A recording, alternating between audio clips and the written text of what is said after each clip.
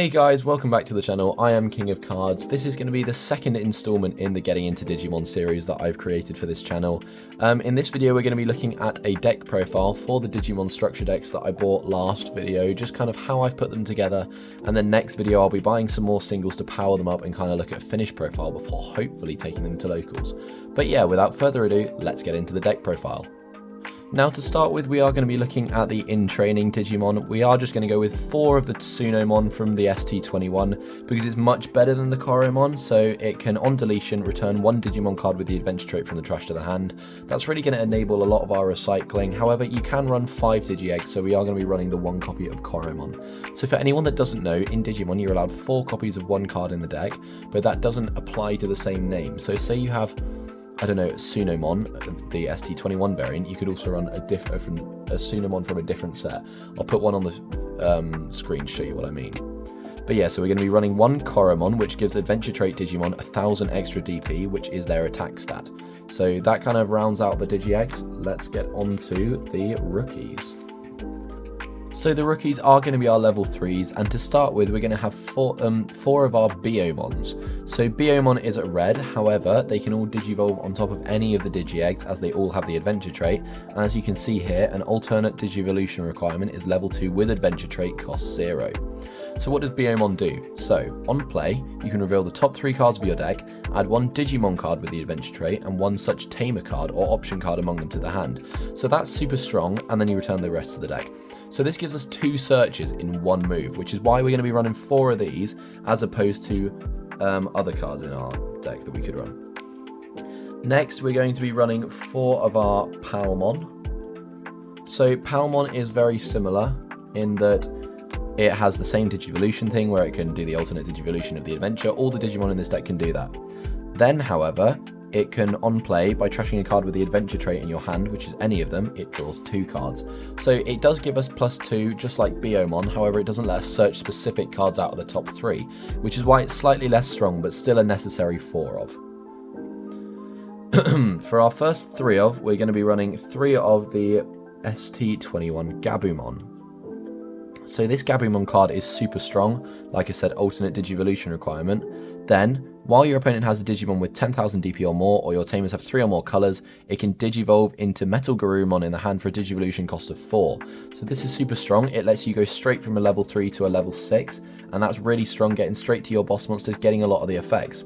One thing I did forget to mention was their inherent effects. So when attacking, once per turn you draw 1, Palmon gains 1000 attack, and Biomon gains your Digimon 2000. So these effects really stack up on your boss monsters throughout the game, and that is something that we will look at a bit later. Finally, for our rookies, we have 2 copies of our Agumon from ST20. I am choosing to run the Gabumon instead of the Agumon at the moment in higher quantities because I'm more focusing around the Metal Garurumon variant of this deck as opposed to the Greymon, as the Metal Garurumon can be a bit better for later on in the game. What does Agumon do? So it's exactly the same as Gabumon, except instead of going into a Metal Garurumon, you go into a War Greymon, which is why we're only running 2 of that and 3 of our Gabumon. And then its inherent is that the Digimon can unsuspend in our opponent's unsuspend phase, which is super strong as it allows us to stop our Digimon being destroyed in your opponent's battle phase, and also kind of just recurs a lot more. Okay, so that is it for our rookies. Now let's move on to our champions. So for our first champion, we are going to be running 4 copies of our Birdramon. Now, Birdramon is super strong. It's got 4000 DP, play cost of 4, Digivolution cost of 2, and it has the alternate Digivolution trait again, that it can go into any adventure traits with a cost of 2. So what does Birdramon do? On play, when Digivolving, if your Tamers with the adventure trait have 3 or more colours, it can immediately Digivolve into an adventure trait Digimon without paying the cost. That is super strong for ramping up into our next tier and just getting all our plays started, getting our big boss monsters quickly, and it's why this card is an absolute 4 of. Its inherent then gives all our Digimon, no, that Digimon specifically, 2000 extra DP. Next we got 3 copies of Togemon. Togemon does exactly the same thing, however, it gets 1000 DP on the next evolution instead of 2000. But these two cards are kind of our essential champions for when we're really getting our ball rolling, getting into our plays. These are the cards we want to be seeing. So the other ones are good and necessary, but these are the ones that you absolutely need to max out on. I'm really thinking of going to 4 Togemon, but I've kind of sacrificed so I can play 2 copies of my Angemon. This is a bit spicy. A lot of people don't really choose to run as many Angemon, if any, but I quite like it because when digivolving, if you have 1 or fewer Tamers, you can play 1 Tamer card with the adventure trait from your hand without paying the cost. So how these all work is they require you to have 3 kind of Tamer colours. That's how Togemon, Birdramon work. And also the Gabumon and the Agumon we looked at earlier. You need 3 or more colours. And all our Tamers are double coloured. Let me just show you what I mean by that. So using this Jokido and Mimi Tachikawa, it's got 2 colours, see, blue and green. And you really want to get as many of them out as possible. So just using Angemon to get one out without paying, without giving your opponent that resource, is really strong. And that's exactly why I'm running 2 of them in this deck. That being said, you don't really want to see it later on in the game because of the fact that if you've already got your Tamers out, you can't use it. So I might cut down to 1. I just need to test out the ratios, see what works for me. Now, let's move on to our ultimates. So to start with for our ultimates, I am going to be running 3 copies of our Mega Kabuterimon.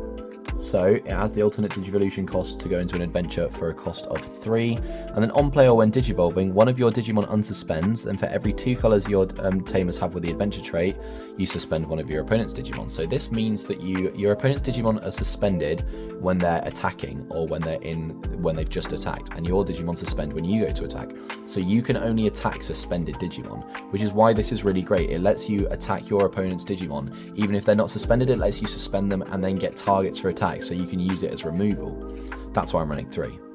Then, your turn, once per turn, when your other Digimon are played or Digivolve, if any of them have the adventure trait, one of your Digimon gains Alliance for the turn, then one of your Digimon may attack.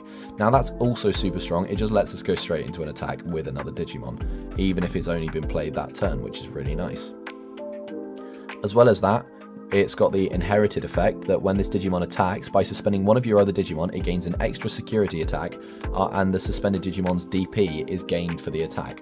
So this lets you get big beat stakes that can do multiple security checks, and just kind of wipe your opponent's security, really get into the game and really get some wins going. So that's why we're running 3 of these. Now all of these have the Alliance thing and the security +1 effect, so I'm not going to say that one again. Next we have 2 copies of our Garudamon. So Garudamon, like I said, it's got the Alliance thing to gain an attack, it's got the security attack inherent effect, but then on play, for that turn, one of your Digimon gains security attack +1, and for every 2 colours your Tamers have, it gets 2000 extra DP. So this is super strong. The more Tamers you have, the more DP you gain, and you just gain a security attack off the bat. This means that you can really kind of get in there, wipe your opponent's security, and just go straight for their life and win the game. That's why I definitely recommend 2 of this card. It's kind of not like the best out of all of them, but the extra DP gain is mandatory and kind of necessary in this deck. Next, I'm running 2 copies of Lilymon. Now Lilymon is super strong and works really well with Mega Kabuterimon. Basically, you suspend all of your opponent's 5000 DP or lower Digimon, then for every 2 colours of Tamers that you have, you return one of their suspended Digimon to the bottom of the deck. So Mega Kabuterimon can suspend a lot, Lilymon can suspend all the low DP, and then you can return all the high DP ones that you suspended with Mega Kabuterimon to the deck. Brilliant removal and really gets you kind of in a safe situation, I'd say. Next, possibly my favourite level 5 in this deck, we're running 2 Angiwomon. Now I love Angiwomon for her ability alone. On play, when Digivolving, one of your other Digimon may Digivolve into a Digimon card with the adventure trait in your hand without paying the cost. So this really helps when you're in a situation where, say, you've got a level 3 and another level 3, and then you Digivolve one of the level 3s into, say, Birdramon. Birdramon goes straight up into Angiwomon for free, so you've only paid the cost to Digivolve into Birdramon so far. So you go into Angiwomon, then Angiwomon for free lets you go into Togemon, and then Togemon for free lets you go into any of these, maybe another Angiwomon that into a level 6, or maybe just any of your removal. It's super strong and it really gets a lot of your plays going, which is why I'm absolutely running 2. And I know a lot of people aren't, but I'd really recommend it in this deck. So yeah, that's it for my level 5s, aside from my 1 copy of Zudomon, which on play when Digivolving, for every 2 colours your Tamers have, trash any one of your opponent's Digimon Digivolution cards, then return one of their Digimon with 1 or fewer cards to the hand. So I'm only running this one because it's not as strong, it doesn't really do as much for you, especially in the end game when you're going to want to be using this.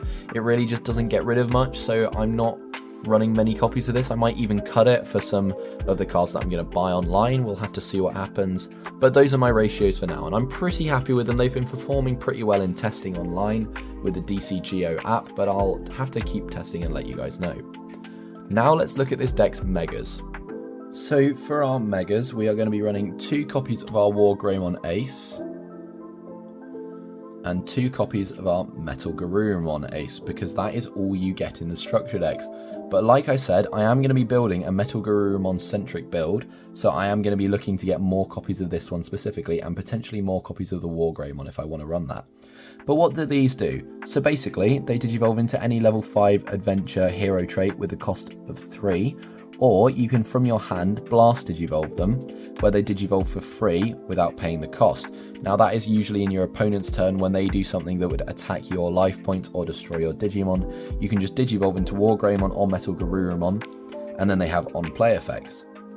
So War Greymon on play, until your opponent's turn ends, for every 2 colours your Tamers have, their Digimon effects don't affect one of your Digimon. So this gives you really good protection, however it's not really great for removal, which is why I'm only running 2 of them, and hopefully going to be running 4 of these in the final build.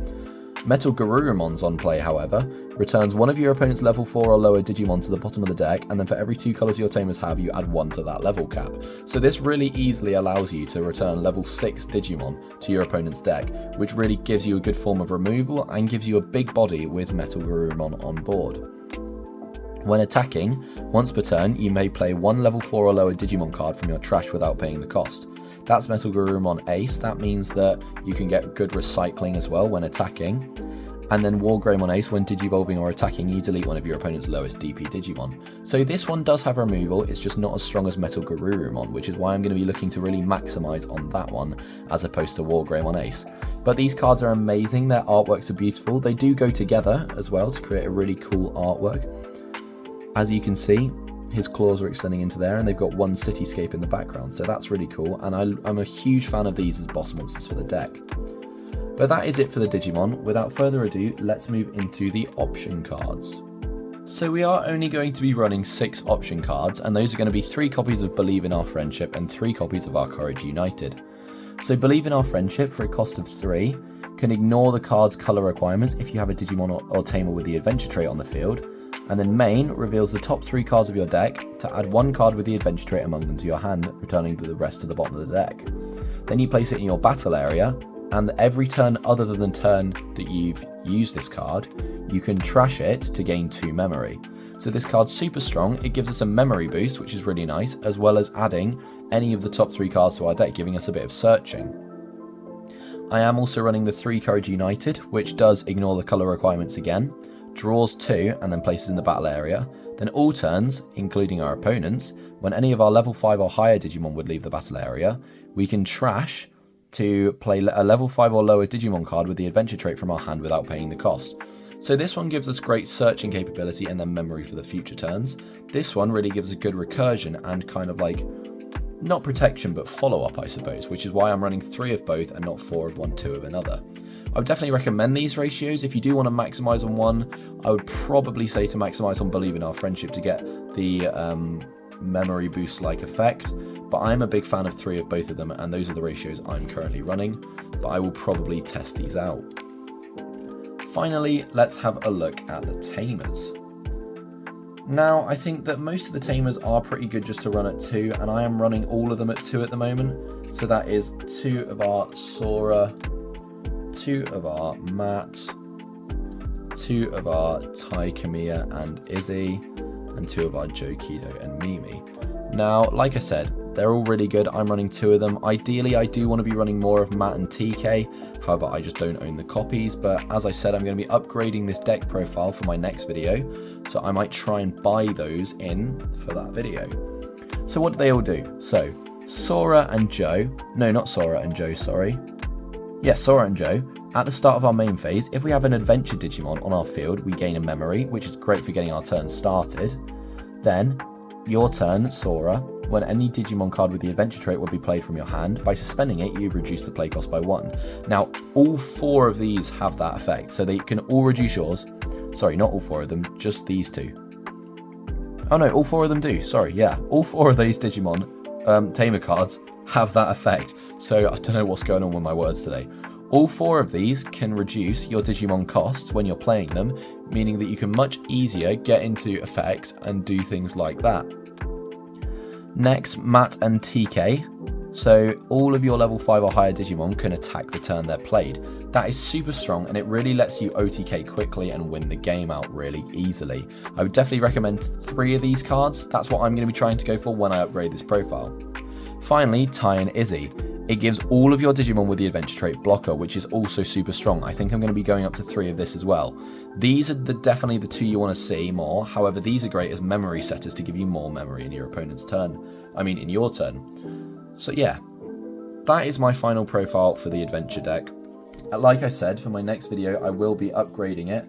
And hopefully, for my next video, I will have a full power deck ready to take to my first Digimon locals. But I have been King of Cards.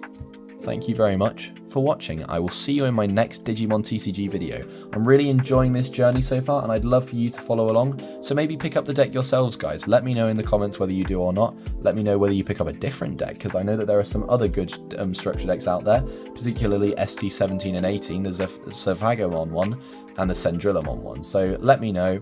I have been King of Cards. Bye-bye.